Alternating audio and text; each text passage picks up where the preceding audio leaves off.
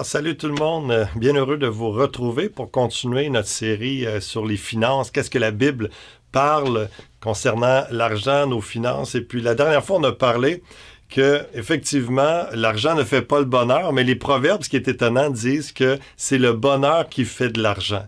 Quand tu es heureux dans ta foi en Jésus-Christ, quand tu es heureux dans tes relations, dans ton mariage, dans la relation avec tes amis, les autres, et que tu ne vas pas te valoriser dans les richesses de ce monde, dans l'attrait, dans l'orgueil de la vie, etc., tu fais plus d'argent, tu cherches pas à dépenser dans toutes sortes de choses. Donc, on avait parlé du bonheur par rapport le lien avec l'argent. Et puis, face à l'argent, la bonne attitude, c'est d'être généreux et de ne pas s'attendre à ce qu'il nous apporte le bonheur. Donc, c'est vraiment important de saisir cette vérité-là parce que c'est une vérité qui affranchit, qui vous libère. Alors, une fois qu'on est heureux avec Dieu, avec nous-mêmes, dans nos relations, on n'est plus sain d'esprit pour prendre des décisions chaque jour. On a parlé que 80% de notre rapport à l'argent et de notre gestion financière est une question de comportement, 20% seulement de connaissances. En chiffres, là, imaginez chaque jour, 8 décisions sur 10 que vous prenez va faire en sorte qu'à la fin de la journée, vous êtes plus riche ou moins riche.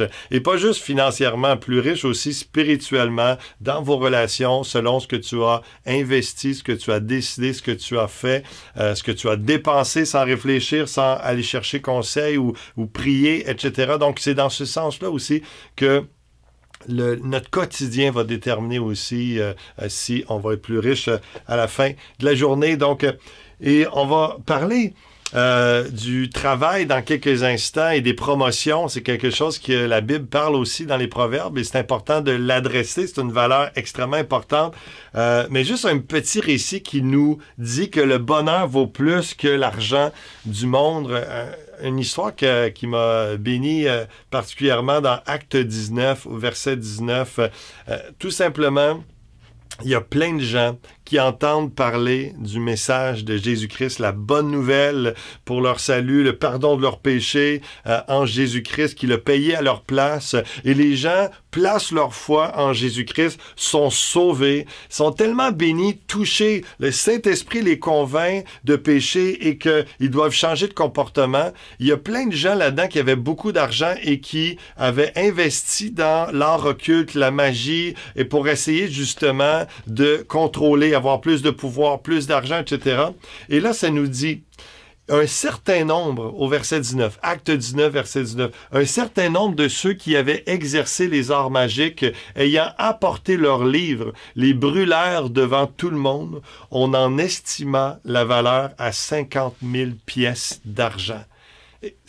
Même si c'était juste 50 000 $ aujourd'hui, on s'entend que c'est beaucoup d'argent parce que plusieurs personnes ont trouvé leur bonheur en Jésus-Christ. Imaginez comment est-ce que le bonheur de trouver Jésus, c'est la perle qui n'a pas... qui n'est inestimable. Donc, vraiment, c'est quelque chose à saisir. Et ce qui est... plus satisfaisant que d'avoir de l'argent, c'est d'avoir sainement travaillé pour l'obtenir. On va parler du travail, une valeur qui est importante. Et si vous êtes à la retraite, gardez ça quand même en tête. Vous êtes dans une autre saison de la vie, je comprends, mais il y a quelque chose que vous pouvez faire et normalement, votre travail des dernières années vous fait en sorte que vous profitez de la vie en ce moment ou que vous pouvez investir pour l'œuvre de Dieu et servir, donner du temps d'une façon ou d'une autre à votre prochain, au Seigneur directement.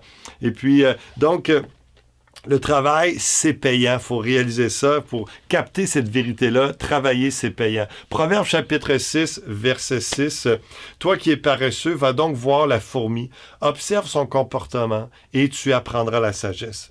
Elle n'a ni surveillant, ni contremaître, ni chef. » Qu'est-ce que tu fais, toi, quand ton boss te regarde pas? Hein? Ou si tu n'as pas de patron à la maison, est-ce que tu es travaillant? Durant l'été, la fourmi, elle prépare sa nourriture. Au temps de la moisson, elle amasse ses provisions. Et toi, paresseux, combien de temps vas-tu rester couché? Quand donc sortiras-tu de ton sommeil pour te lever? je vais juste faire un petit somme, dis-tu, juste un peu m'assoupir, rien qu'un peu croiser les mains et rester couché un instant. Mais pendant ce temps, la pauvreté s'introduit chez toi comme un rôdeur et la misère comme un pillard. Ah, c'est assez direct, encore une fois, la sagesse des proverbes qui parle droit au cœur et qui adresse pas tout le monde, qui adresse un groupe particulier dans la société qui remet toujours les choses à demain, qui procrastine, des gens qui se disent ah, je vais me reposer, je vais prendre ça relax, et finalement, les journées relax s'additionnent et il n'y a rien qui se fait. Et finalement, la valeur du travail, il ne se valorise pas dans le travail et dans le fait d'une tâche bien accomplie et d'être productif. Donc, il y a un équilibre à tout ça, mais quand même, l'idée de travailler dur, de travailler fort, et de réaliser que c'est payant, c'est une valeur de la Bible. Tous les disciples de Christ dans la Bible ont travaillé fort et ceux qui avaient une tendance à la paresse se faisaient reprendre, se faisaient redresser parce que c'est contraire à la pensée de Dieu. Et donc, des fois, on cherche toutes sortes de façons de faire de l'argent, mais je voulais juste commencer avec la base, vous rappeler que la meilleure façon de faire de l'argent, c'est de travailler. Donc, évidemment, aussi, la sagesse des proverbes nous amène à chercher l'instruction, à être ouvert à apprendre, à prendre l'expérience, à écouter les conseils, etc. Donc, si vous êtes encore en âge de travailler, il n'est pas trop tard de prendre 1 an, 2 ans, 3 ans pour aller étudier dans quelque chose que vous aimez, pour vous instruire et avoir un meilleur salaire dans un meilleur emploi, parce que le travail, c'est payant, c'est la façon de gagner sa vie. Puis, je le dis, c'est simple de dire, ben oui, c'est évident, mais c'est fou comment les gens cherchent de toutes sortes de façons à travailler moins, à travailler ou à pas travailler, puis à gagner, puis à être riche, etc. Donc, la Bible nous amène la simplicité. Travailler, c'est payant. Et c'est normal que tu n'aies pas un super salaire si tu n'as pas investi le temps qu'il fallait pour augmenter en compétences, en capacité, en connaissances avec les études ou en allant chercher des formations ou de l'expérience sur le terrain d'une façon ou d'une autre pour acquérir une expérience, une compétence qui va faire en sorte qu'un employeur va te payer plus. Donc, mais je voulais vous rappeler que le travail est la volonté de Dieu. Je ne veux pas mettre un fardeau de plus à ceux qui sont rendus invalides ou tout ça. Je parle à quelqu'un d'une façon générale.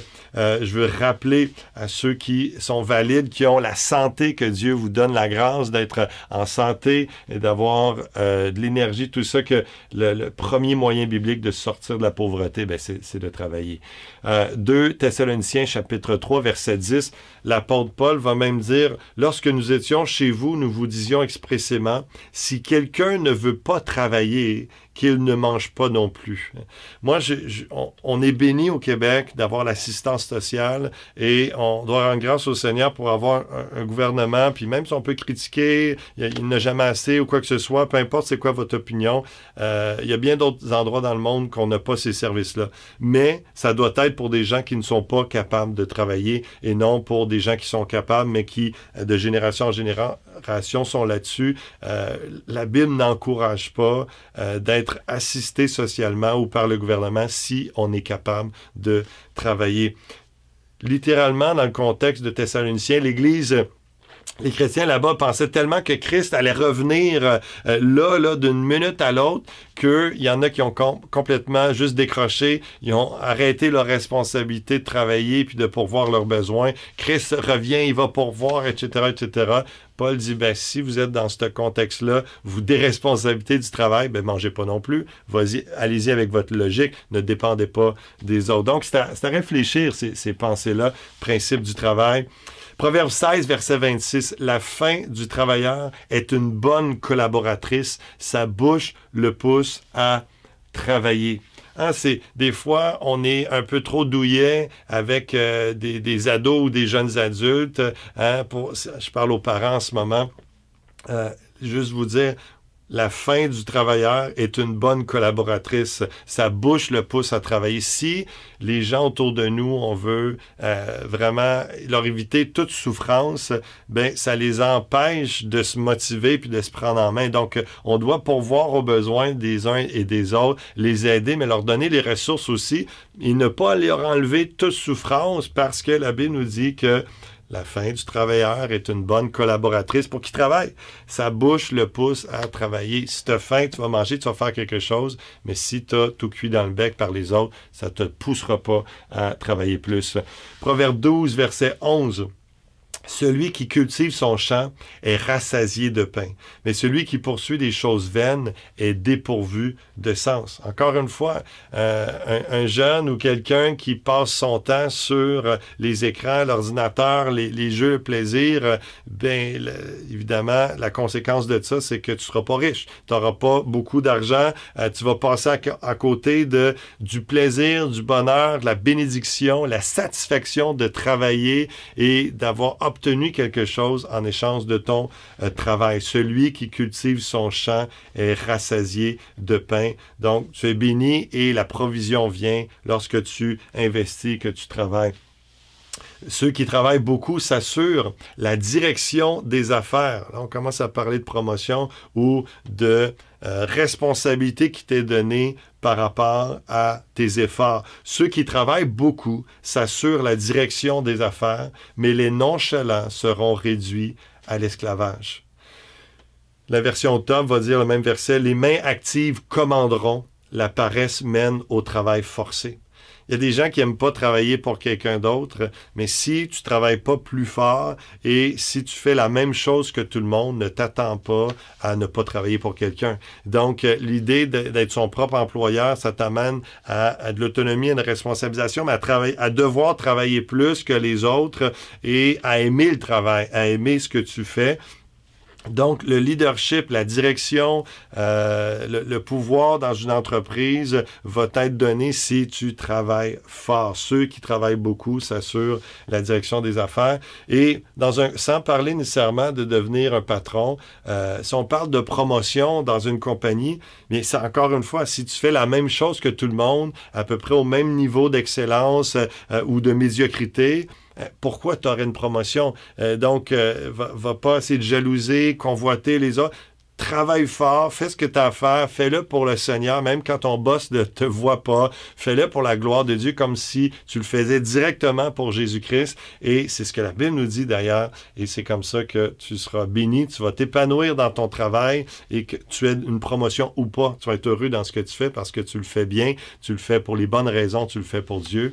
Et donc, mais souvent dans ce contexte-là, tu vas être vu et tu auras promotion. Ceux qui travaillent beaucoup s'assurent la direction des affaires. Proverbe 20, verset 4. À cause du froid, le paresseux ne laboure pas. À la moisson, il voudrait récolter, mais il n'y a rien. Hein? À chaque fois, c'est trop d'efforts, c'est trop de travail. Mais c'est normal que tu t'enrichiras pas plus. Verset 13. N'aime pas le sommeil de peur que tu ne deviennes pauvre. Ouvre les yeux, tu seras rassasié de pain.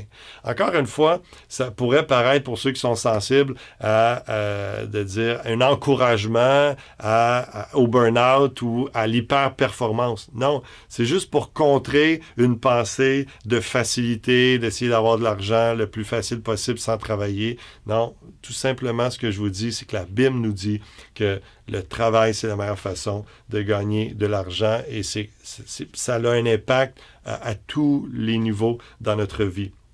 Donc, ouvre les yeux, travaille, sois actif, sois éveillé, sois alerte sur ce que tu as à faire et sur les possibilités, les opportunités dans ta vie et tu seras rassasié de pain. Proverbe 12, verset 27, le paresseux ne fait pas rôtir son gibier, hein, parce qu'il n'y a rien chassé, le paresseux. Donc, le bien le plus précieux de l'homme, c'est l'activité.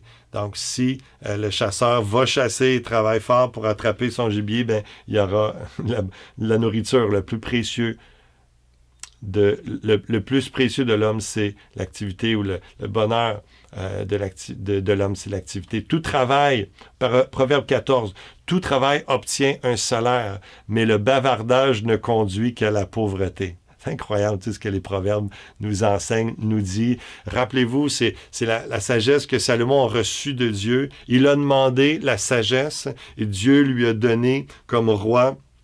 Le roi Salomon, au lieu de demander la richesse comme les autres font, lui, il a demandé la sagesse et Dieu lui a dit, je vais te donner la sagesse, mais puisque tu as demandé la sagesse, je vais te donner aussi la richesse, je vais te bénir de toutes sortes de façons. Et là, il a écrit toutes sortes de proverbes, une sagesse, des capsules concentrées de sagesse de Dieu. Et puis, et donc, et c'est écrit comme un père qui parle à son fils. Je le rappelle parce que moi, ça me touche depuis que je suis adolescent. Vraiment, recevez ce qui est dit dans la Bible comme Dieu le Père qui vous aime et qui vous communique tout son amour et sa sagesse et meilleurs conseils pour que vous viviez le mieux possible, que vous le glorifiez le plus possible, que vous portiez le plus de fruits possible et que vous ayez un impact et que vous soyez justement dans une vie chrétienne riche d'œuvres et à tout niveau. C'est vraiment ça qui est excitant de vivre chrétiennement quand on met en pratique sa parole et non si on vit à moitié. Alors, promesse encourageante en conclusion, Proverbe 22, verset 29. « Connaissez-vous un homme habile dans ce qu'il fait? Il ne restera pas au service de gens obscurs, mais il entrera au service des rois. » Gloire à Dieu. Encore une fois, on parle de faveur de Dieu ici, de promotion, du fait que si tu te développes dans ton talent, dans les compétences que Dieu t'a données, tu vas chercher des formations, tu essaies toutes sortes de choses pour upgrader, pour augmenter en excellence et en connaissance, en compétences. Connaissez-vous un homme habile dans ce qu'il fait? Il ne restera pas au service des gens obscurs, mais il entrera au service des rois. Donc, tu vas être reconnu, Dieu va te bénir, il y aura une faveur parce que tu auras investi dans ce que Dieu t'a donné comme force, compétence, grâce. Donc, je termine en rappelant, être travaillant, ça finit toujours par être récompensé. Donc, accomplissez l'œuvre de Dieu, sa volonté et valorisez le travail. Soyez bénis.